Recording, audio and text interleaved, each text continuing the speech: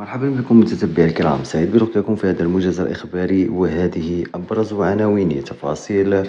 خضار المغرب صادرات بعض الخضروات لخفض أسعار المغرب. أسعار الخضروات سوف تنخفض. لا تنسوا الإعجاب بالفيديو والانضمام إلى القناة لتتوصلوا بجديد أخبارنا. قرر المغرب حظر صادرات بعض أنواع الخضروات لتأمين حاجية السوق الوطنية في ظل موجة الغلاء التي تشهدها معظم المنتجات الفلاحية.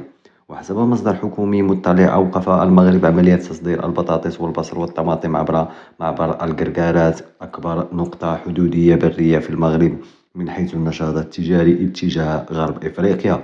جاء ذلك وفقا لمصدر جريدتنا لتشديد المراقبة على هذه الأنواع من الخضر التي تشهد موجة غلاء ويمكن أن تمر عبر قنوات غير رسمية. ولهذا عندما تتوفر البلاد على جميع الخضروات ستنخفض أسعار الخضروات.